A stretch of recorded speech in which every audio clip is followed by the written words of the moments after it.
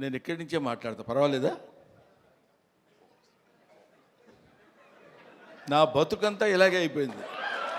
40 సంవత్సరాల క్రితం ఇలాగే వెనక నుంచి తోశారు, ఇప్పుడు ఇక్కడికి వచ్చి పడ్డాను. ఇప్పుడు ఏంటి ఒక్కొక్కళ్ళు ఎంతసేపు మాట్లాడుతున్నారో అనుకున్నా. నేను ఎంతసేపు మాట్లాడతానో నాకు తెలియదు. ఎందుకంటే నా వెనకున్నది, నా ముందున్నది, నా పక్కనున్నది, నా చుట్టూ ఉన్నది మా చిరంజీవి గారు. కాబట్టి ముందు గుర్తుపెట్టుకొని చెప్పాల్సిన కొన్ని మర్చిపోయినా పర్వాలేదు, కానీ గుర్తుపెట్టుకొని చెప్పాల్సిన విషయాలు కొన్ని ఉన్నాయి. ఈ సినిమాకి ప్రొడ్యూసర్ మిస్టర్ రాహుల్ యాదవ్. ఈయన వచ్చి నాకు స్టోరీ చెప్పినప్పుడు నేనేమన్నాను, వాళ్ళు ఏమన్నారని అందరూ చెప్పారు. అర్థం కాకుండా మా డైరెక్టర్ గారు కూడా చెప్పారు, ఏ మాటగా మాటే. కానీ మేమందరం కలిసి కూర్చుని చేసేటప్పుడు ఒక ప్యాషన్ ఉన్న ప్రొడ్యూసర్. జనరల్గా ఊరికే ఏదో డబ్బు ఇచ్చేసి సినిమా చేసేయండి అనటం కాకుండా, సినిమా ఇలా తీస్తే బాగుంటుంది, ఇలా ఉంటే రాత్రి 7:30 వరకు, ఇవాళ మార్నింగ్ 7:30 వరకు కూర్చుని పనిచేసినటువంటి అతి తక్కువ మంది కుర్ర ప్రొడ్యూసర్స్లో నేను చూసింది రాహుల్ యాదవ్ని. I feel proud. అటువంటి అంటే కొంచెం చదువుకుని దాన్ని ఆకళింపు చేసుకుని మంచి సినిమాలు తీయాలనేటువంటి ఆలోచనలో ఉన్న ప్రొడ్యూసర్స్లో రాహుల్ యాదవ్ ఒకడు. ఆ తర్వాత డైరెక్టర్ నిఖిల్ తను ముందు అసలు ఫస్ట్ ఒక 3 days నన్ను, ఇంకా ఇది ఇప్పుడు మన రఘుబాబు లాంటి వాళ్ళను లేకపోతే ఒక రాజీవ్ కనకాల లాంటి వాళ్ళను చూసినప్పుడు ఒక చిన్న అంటే నేను వీళ్ళని డైరెక్ట్ చేస్తున్నాను అనే దాని నుంచి ఒక 3 days కొంచెం తప్పుకోవడానికి కష్టపడింది. ఎందుకంటే వెరీ వెరీ గుడ్ బాయ్, దానితో పాటు వెరీ ఇంటెలిజెంట్ బాయ్. లేకపోతే ఇంత కథ ఈ రకంగా రాయగలిగినటువంటి కెపాసిటీ సామాన్యంగా ఉండొచ్చు. ఇది తాత మనవడు గురించి చెప్పేది. ఒక మాటలో చెప్పాలంటే, with the permission of the producer, ఒక మాటలో చెప్పాలంటే ఒక బేవర్స్ తాత, ఒక ఎడమెంట్ గ్రాండ్ సన్, వీళ్ళిద్దరూ వాళ్ళ జీవితాల్ని ఒక చోట నిలబెట్టుకుని ఒక చోట కలుసుకుని ఇద్దరు very good grand father and very good grand son అనే స్థితికి అందంగా తీసుకొచ్చినటువంటి స్టోరీ ఇది. తర్వాత ఇది వ్యాలంటైన్స్ డే రోజున రిలీజ్ చేస్తున్నాం అన్నారు. వ్యాలంటైన్స్ డే అంటే ప్రేమికుల దినోత్సవం. ప్రేమికులు అనగానే మనం వెంటనే టీనేజ్లో అమ్మాయిలు అబ్బాయిలు ప్రేమించుకోవటాలు అనేది అది కామన్ పాయింటే. ఒక తాత మనవడు ప్రేమించుకోవటంలో కూడా ప్రేమ ఉంది, ఒక తండ్రి కొడుకు ప్రేమించుకోవటంలో కూడా ప్రేమ ఉంది. ఇలాగా ఒక స్నేహితుడు మధ్య కూడా ప్రేమ ఉంటుంది. అది ప్రేమ ఈజ్ యూనివర్సల్. అది రేపు తాత మనవడిద్దరి మధ్య ఉన్నటువంటి ప్రేమ గురించి చెప్పే రోజున February 14th ఈ సినిమా రిలీజ్ అవుతుంది. సినిమా చాలా అద్భుతంగా ఉంది. నా మాట వినడం చూడండి, అమ్మతోడు మీరు నమ్మండి సార్, నా మాట వినడం అని బతికినట్టం కాదు. సిన్సియర్గా సినిమా బాగుంది అని అబద్ధం చెప్పకుండా చెప్పేటువంటి స్థితి నాకు నా సినిమా చూసిన తర్వాత కలిగింది. అందువల్ల మీ ముందు చెప్తున్నాను. ఆ తర్వాత ఈ సినిమాలో నాకు గురువు, దైవం, ఆద్యుడు, నీ పేరు చెప్తాను అనుకుంటున్నావు కదా నువ్వు? చిచ్చి, నీ పేరు ఎందుకు చెప్తాను నేను? వెన్నెల కిషోర్. అతను ఇందాక ఊరికే కావాలండి కామెడీగా అన్నాను కానండి, మనిషి చాలా అంటే ఎక్కువసేపు ఆయన కామెడీ చాలా బాగా చేస్తాడు, ఈ సినిమాలో అద్భుతంగా చేశాడని చెప్పడం కంటే, ఈ కథ ముందు రాహుల్ యాదవ్ గారు ఆయనకు వినిపించారు, హీరోగా ఉండండి మీరు చేయండి అని. సెల్ఫ్ క్రిటిసిజం అంటారు, ఆత్మవిమర్శ. ఆ కథ నేను విన్న తర్వాత అతను, నేను లాభం లేదండి ఈ సినిమాలో నేను ఆ క్యారెక్టర్ చేయలేను హీరోగా. అది హీరోగా చేయగలిగింది తాత మనవడుగా, తండ్రి కొడుకులుగా ఉన్నటువంటి వాళ్ళు తాత మనవడుగా చేస్తే చాలా బాగుంటుందని ఆయన మిత్రుడు గౌతమ్ గారి పేరు ప్రపోజ్ చేసి తీసుకొచ్చినటువంటి వ్యక్తి మిస్టర్ వెన్నెల కిషోర్. సో ఇంత మంచి మనసుల యొక్క కలయిక చేత ఏర్పడినటువంటి ఒక అద్భుతమైన సినిమా ఇది అని నేను చెప్తున్నాను. ఇటువంటిది ఈ సినిమా లాంటివి. తర్వాత ఈ సినిమాకి డిఓపి చాలా అద్భుతమైనటువంటి పద్ధతిలో బహుశా ఇందాక మీరు చూసినప్పుడే మీకు అనిపించి ఉంటుంది. డిఓపి గారు కానివ్వండి, ముఖ్యంగా music director Sandilya, I love him. ఈ శాండిలియాను డైరెక్టర్ గారు ఇద్దరు కలిసి బాగా అరేంజ్ చేసుకున్నట్టున్నారు కదా, అంటే పేరెత్తగానే అరుస్తున్నారు అలాగా. రైట్. శాండిలియా ఎవరో నాకు పరిచయం చేస్తూ, సుమ అనుకుంటా, సుమ నాకు పరిచయం చేస్తూ ఒకసారి అదే మొన్న ఏదో ఇంటర్వ్యూలో శాండిలియా గారు ఎవరి దగ్గరండి కీబోర్డ్ ప్లేయర్గా కీరవాణి గారి దగ్గర వయలినిస్ట్గా చేశారండి, చాలా గొప్పగా. ఇంతకుముందు మనం మామూలుగా చెప్పుకునేటప్పుడు కీరవాణి గారి దగ్గర పనిచేశారండి అంటారు కదా, ఈ సినిమా తర్వాత శాండిలియా గారి దగ్గర పనిచేసేవాళ్ళండి వీళ్ళని చెప్పుకుని చూస్తున్నాను నేను. ఇందులో అతను ఉన్నాడు కాబట్టి చాలా గొప్పగా చేశాడని చెప్పే మాట కానే కాదు, సిన్సియర్గా చెప్తున్నాను. చాలా అంటే ఒక స్టాండర్డ్ మ్యూజిక్ డైరెక్టర్ అనిపించింది నాకు అది చూసిన తర్వాత. I love it. ఇది అయిపోయింది ఇంతవరకు. ఈ తర్వాత ఇంకెవరిని మిగిలిపోయారా? ఎవరు మిగలలేదు. ఇంకా గెస్టుల జోలికి వచ్చేయచ్చు మనం. గెస్టులు మీరు గెస్టులు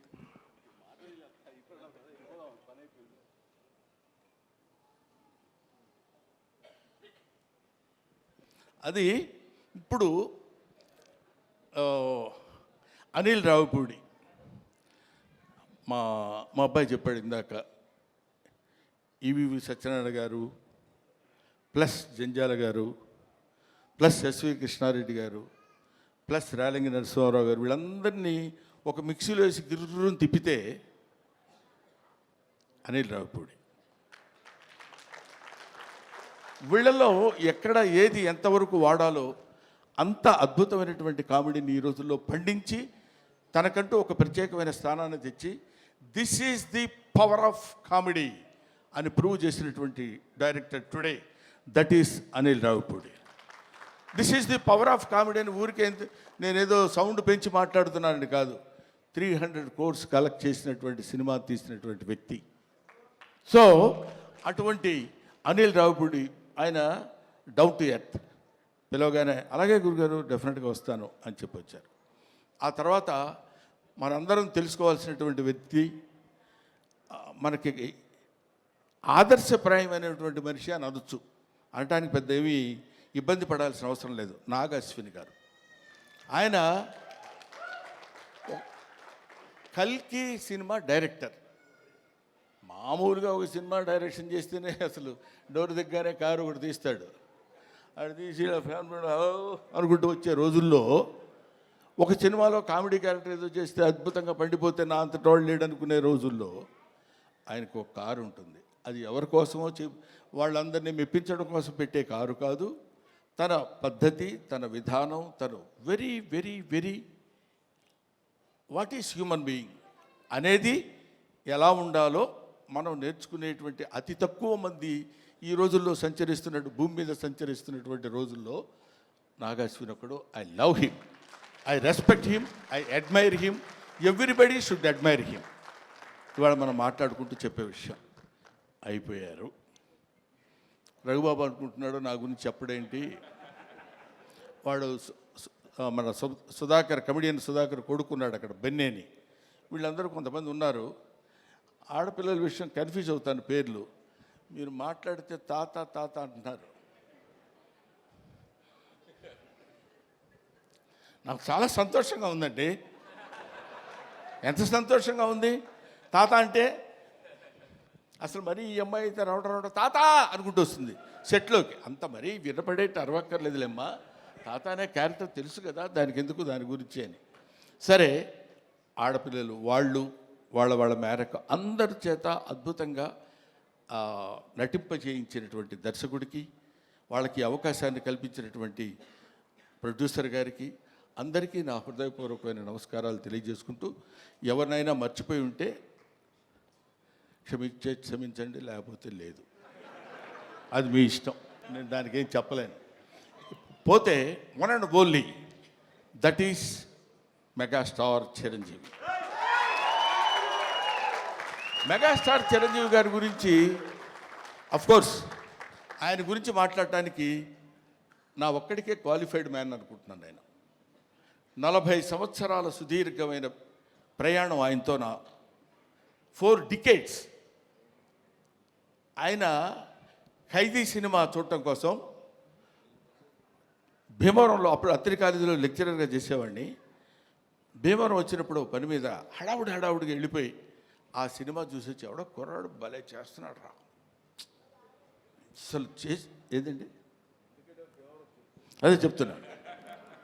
భీమవరం నేను అత్తిలి అంటే it's neither village Nar A town కావాలనుకుంటే కొంచెం సిటీ లాంటి ప్లేస్ కావాలనుకుంటే భీమవరం వెళ్ళేవాళ్ళం.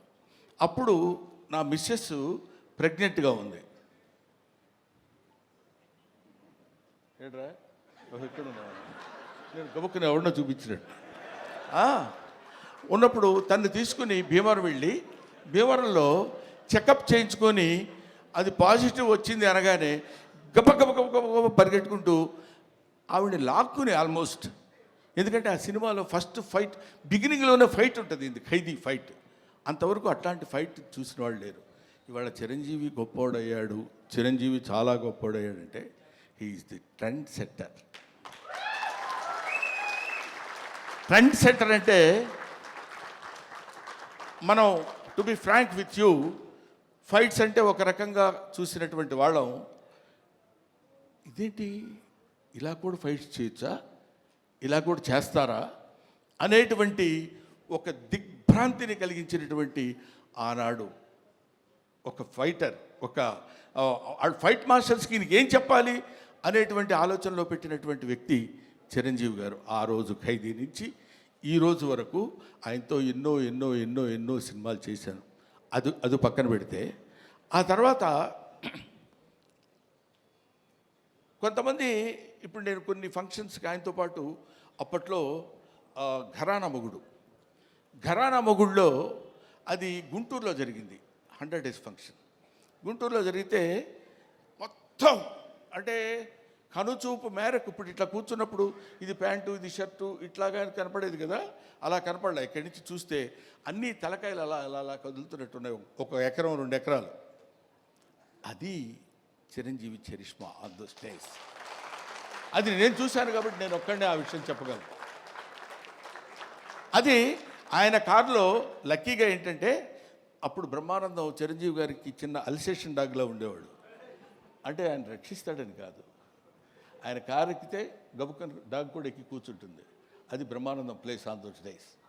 అక్కడి నుంచి ఆయన ఎక్కిన బస్సులో బెజవాడలో స్టే చేసి గుంటూరు వరకు వస్తున్నప్పుడు, బెజవాడ నుంచి గుంటూరు వరకు జనం బస్సు పక్కన ట్రైన్స్లో దాన్ని ఏమంటారు మోటార్ సైకిళ్ళ మీద వాటి మీద వీటి మీద వెనక ఏమైనా అయిపోతామేమో అన్న భయం కూడా కలిగే రోజుల్లో అది ఆయన చరిష్మా. కాలు కదిపితే 2 రాష్ట్రాలు, ఇవాళ 2 రాష్ట్రాలు, ఒకప్పుడు ఆంధ్రప్రదేశ్ గిల్ల గిల్ల గిల్ల గిల్ల కొట్టుకునేది. చిరంజీవి డాన్స్ అంటే ఇది కదా చిరంజీవి డాన్స్ అని అనుకునేవాళ్ళు. డాన్స్ సాంగ్ చెయ్యటం అంటే that credit goes to Chiranjeevi only, one and only. ఆ తర్వాత ఫైట్స్, తర్వాత కొన్నాళ్ళు మాకు భయం వేసింది, మా బొచ్చల్లో రాయేస్తాడేమో అని. అంత బాగా కామెడీ చేస్తాడు ఆయన. అది చూడండి, అది ఏమీ ఎరగనట్టు అట్లా ఫేస్ పెట్టి ఇలా అన్నట్టు, ఎంత మేమందరం సరదాగా కామెడీ సార్, ఏ కిషోర్ నువ్వు కూడా చేసినట్టున్నావు కదా, ఏముంది సార్ అన్నట్టు ఉంటుంది. కానీ మన భయాలు మనకు ఉంటాయి. అది అనేక రకాలైనటువంటి, ఇప్పుడు ఎవరు నేర్పారమ్మ ఈ కొమ్మకు పూలిమ్మని రెమ్మకు అన్నట్టు, ఎవడు నేర్పాడు ఈయనకి హార్స్ రైడింగ్? ఎవరు నేర్పాడు? ఇవాళ నేర్చుకుంటానికి వాళ్ళ ఫాదర్ హార్స్ రైడింగ్ నేర్చుకోరా అని చెప్పి అక్కడికి పంపించరా, తనే నేర్చుకున్నాడు. కొదమ సింహంలో అలా పట్టుకుని కౌబాయ్ లాగా క్యాప్ పెట్టేసి వెళ్ళిపోతున్నాడంటే దట్ ఈజ్ చిరంజీవి. అసలు బంగారు కోడి పెట్ట అన్నప్పుడు ఇదిగో ఇది 25 years బ్యాక్ చరిత్రని ఇప్పటి వరకు మీరు గుర్తుపెట్టుకుని ఉన్నారు. That is Chiranjeevi. ఊరికి నేను చిరంజీవిని పొగట్టడం కోసం నేను ఇవాళ రమ్మలేదు. ఆయన వాళ్ళు యాక్సెప్ట్ చేసి ఇక్కడికి వచ్చి ఏది చేసినా అదొక అద్భుతం, ఏది చేసినా అదొక ఆశ్చర్యం. కొన్ని ఆశ్చర్యాలు మనం చేయలేం, అవి కుదురుతాయి అంతే. Wonders cannot be made, they happen. అటువంటి ఆశ్చర్యకరమైనటువంటి జీవితాల్లో జన్మల్లో ఒక జన్మ చిరంజీవి గారిది. ఇంకా చాలా చాలా చెప్తూ, అందుకనే ఆయన్ని ఊరికనే చాలా గొప్పవాడండి చాలా గొప్పవాడండి కాకుండా కారణ జన్ముడు అనటానికి రీజన్ అది. ఇటువంటి కారణాల వల్ల పుట్టినటువంటి వ్యక్తి. ఇందాక నుంచి ఇప్పుడు అమ్మాయి మాట్లాడుతున్నప్పుడు చిరంజీవి గారు మిమ్మల్ని చూస్తే అని కళ్ళ నీళ్ళు పెట్టేసుకుని ఆ యాంగ్జైటీ, ఎక్సైట్మెంట్ నేను చూశాను చాలా చోట్ల. ఆయన పక్కనే ఉంటుండేవాడు కదా, వెళ్ళినప్పుడు ఏమన్నా వచ్చేసి గడగడ పడుకుని ఇలాంటివి ఎన్ని ఎన్ని ఎన్ని ఎన్ని చూశాడు. ఆయన చూడని చరిత్ర, ఆయన చెప్పని చరిత్ర, ఆయనకి తెలియని చరిత్ర. That is Chiranjeevi. ఈరోజు చిరంజీవి గారు ఇంకొక విషయం చెప్పేసి బోరు కొడుతున్నారా అనిపించుకోవడం కోసం చెప్పా. ఇంకో విషయం ఏంటంటే, నేను కింగ్ ఇండియన్ సినిమా కాదు, కింగ్ ఆఫ్ వరల్డ్ ఫిలిం. ఇవాళ కాదు, నేనేదో ఊరికనే మీరు ఇండియా అన్నారు కాబట్టి నేను వరల్డ్ అందామని కాదు. ఇలాంటి మూమెంట్స్ కొన్ని లక్షల మూమెంట్స్ చేశాడు. ఊరికే చిరంజీవి గారి గురించి ఇంకా ఎంతో గంటలు గంటలు గంటలు గంటలు చెప్పినా సరిపోదు. ఒక్క విషయం చెప్తున్నా, మొన్న ఈ మధ్య వచ్చినటువంటి Guinness book of world record గురించి. ఒక సాంగ్లో కొన్ని మూమెంట్స్ ఉండాలి. అలాంటి మూమెంట్స్ ఇప్పుడు మీరు ఒకసారి చిన్నపిల్లలే ఉంటే గుర్తుంటుందో లేదో తెలియదు కానండి, రగులుతుంది మొగలి పొద, ఆ పాటలో బా ఏంటిది బాడీయా లేకపోతే ఏదన్నా ఒక రబ్బర్ ఇదే అనేటువంటి స్థితిలో ఆ సాంగులో ఉన్న మూమెంట్స్ మాత్రమే మనం చూసి కౌంట్ చేసుకోగలిగాం. ఒక్కొక్క మూమెంట్ ఓకే చేయడానికి ఆ కొరియోగ్రాఫర్ ఎన్ని టేక్స్ చేస్తుంటాడో ఆలోచించండి. హీరోయిన్ తప్పు చేసినా చేయాలి, ఆయన తప్పు చేసినా చేయాలి, పొరపాటు జరిగితే చేయాలి. అలాంటిది ఒక్కొక్క పాటలో కొన్ని 500 సార్లు 1000 సార్లు రిహార్సల్ చేసి ఉంటాడు ఆయన. అలాంటి పాటలు ఎన్ని సినిమాల్లో చేసి పాట, డాన్స్, కొరియోగ్రఫీ అంటే చిరంజీవి. కొత్త వాళ్ళు ఎవడన్నా వచ్చాడంటే ప్రభుదేవాకి ఆ రోజుల్లో చెప్పి దా నువ్వు చెప్పు చెయ్యి ఏం చేస్తావని జగదేక వీరుడు అతిలోక సుందరిలో చేస్తుంటే అది ఈయనకి ఏం చెప్పాలి ఎలా చెప్పాలి అనే లారెన్స్ మాస్టర్ దగ్గర నుంచి తిప్పలు పడ్డాయి నాకు తెలుసు. అటువంటి చిరంజీవి గారి గురించి ఇంకా చాలా చాలా చెప్పచ్చు. ఇప్పుడు ఎంత ఎదిగినా అంత ఒదిగి ఉండేటువంటి మనస్తత్వం కలిగిన వాడు చిరంజీవి అంటానికి నా బిడ్డ విషయంలో జరిగిన చిన్న సంఘటన చెప్తాను. ఇంతటితోటి